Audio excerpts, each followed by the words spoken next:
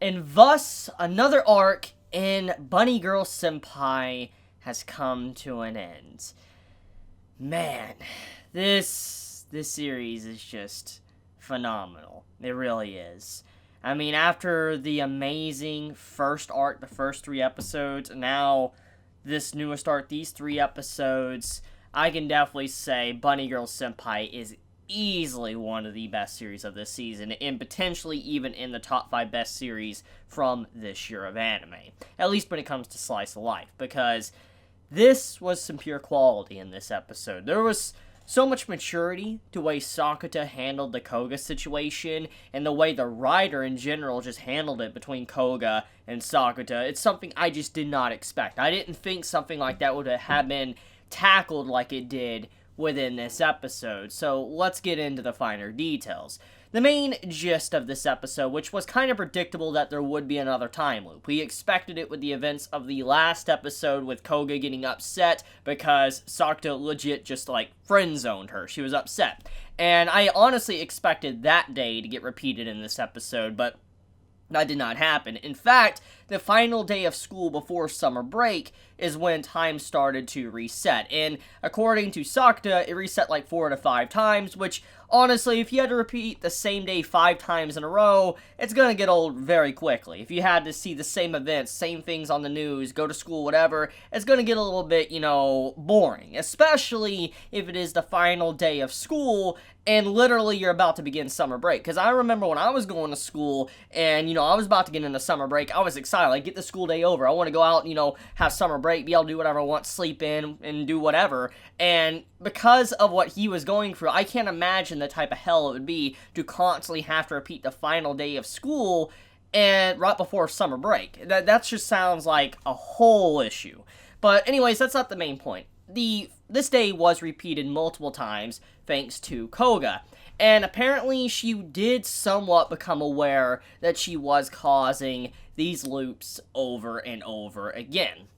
Now, at first, Koga actually tried to lie and saying she wasn't aware of these loops whatsoever, and it makes sense. Honestly, I understand both sides of this, entire event of this episode with Koga and Sakuta. As I said in the last episode review I did, I can't blame Sakuta for basically friend-zoning Koga, because he was straight up since the very beginning that he loves Mai, and he wants to be with her, but he's doing this he was being a fake boyfriend to her just to help her out. That was the entire point of it, and he's always been blunt with her, so you can't say he was misleading her, trying to play both girls. He wasn't doing that. He was just being straight up and just making sure she knew that this was going to be just a temporary thing, and then eventually he's going to try to go out with Mai. And with this final day, Koga, obviously, she didn't want to give up Sakuta, which, like I said, I understand her side as well. She fell in love with a guy that was just straight up sweet to her. I mean, after everything she's already went through, from the brief backstory we got in the last episode and what she's been through, how she was once a country bumpkin and then now she's kind of like a city girl and she's in a whole new environment she's not used to. She's around these preppy girls. She's just not used to this and she wants to fit in. She wants to be a part of a group. And I talked about how Sakuta, he's literally the exact opposite. He doesn't care. As long as if one person needs him, that's all he needs. He doesn't care if people think he's primitive or he doesn't even have a phone or whatever. He just doesn't care. Just as long as if one person needs him, aka Mai or Koga, he can live on and be completely fine. But Koga, though, she fell in love with this man because he was the part of her that was missing. He awoke her to where she realized what she was doing with her life, how she was lying to herself, putting on a mask. And he was just sweet, very kind. I mean, he even stood up for her and defended her, saying, no, she's not just sleeping with anyone or whatever. She is a pure girl. And he's like, I'm a virgin too. What are you talking about and all that? I mean, all the stuff he did, obviously someone would fall in love with him. I mean, seriously. If I was a girl, I'd fall in love with the dude if I had someone do that for me, if I had that type of backstory. Oh, hell yes, I would. Because, that was a really wonderful thing he did for Koga. And when you see how she reacted to that, friend zone, makes sense why time would, start going back and forth over and over again. But, which leads into the main conflict. Now, Koga, she didn't want to give him up.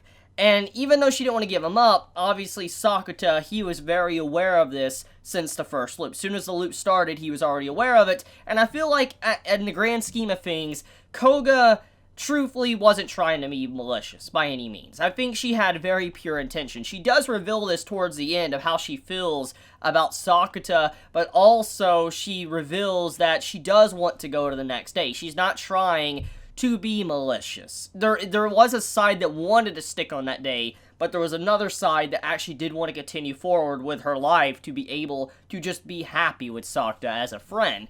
So let's get into that. Basically, with a brief little scene towards the end, what stops this loop is Koga revealing her true intentions, her feelings to Sakuta.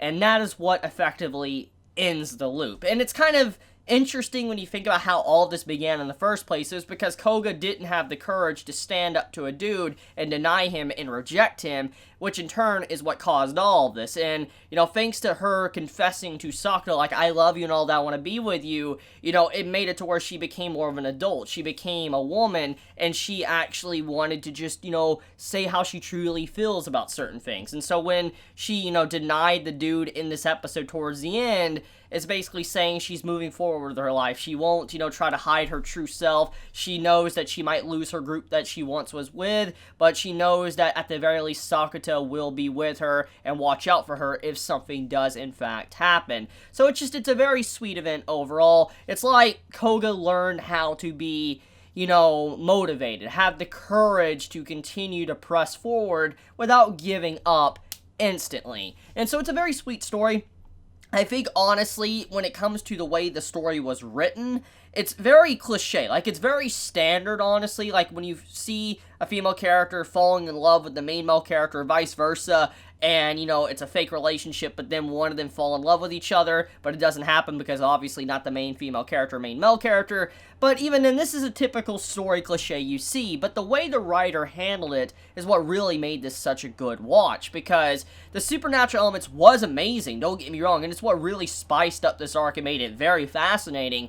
That wasn't the sole reason to why I really love this arc, even though, like I said, it is cliche, and it's a very stereotypical event you would see in a romantic, slice-of-life, rom-com, whatever. It's something standard. The reason why I liked it was because of the maturity of the characters and tackling these issues in a way that felt very realistic. See, Sakuta, even though in a lot of ways he might be a little bit of an exaggeration, because a lot of people are, kind of reinforced to be peer pressured by people to fit in, Sakuta's not like that, and at the same time, he's someone that's just blunt, doesn't care about anything, he'll just say what he wants to say, and Koga learned from him to be like she really is, and the way he basically denied her, but listened to her request, and he wasn't like a crusty, heinous individual, and she, realized her feelings and was blunt with him, it just showed how mature this series is, and that just a lot of good writing has been put into it. Even though the themes of it is very stereotypical, the writer knows what he's doing and definitely has, at the very least from what I can see, a lot of knowledge in the romantic slice-of-life genres. But okay, that's pretty much it when it comes to this episode. I mean, it concludes the Koga arc, and we're setting up for a new arc. I mean, now Sakuta's finally with Mai, which makes me very happy, because, I mean, Mai and Sakuta, been going for them since the end of episode 3. I wanted them to be together. But we also have a new girl that's introduced, which I'm going to assume is going to be a part of the next main arc, and the girl is called Shoko. Now, a little bit of an FYI if you forgot. Back in, I think, episode 2 or maybe episode 3, Mai asked Sakuta, like, why are you affiliating with me? Like, why are you interfering with my affairs, getting in the middle of all this? Why are you trying to help me so bad?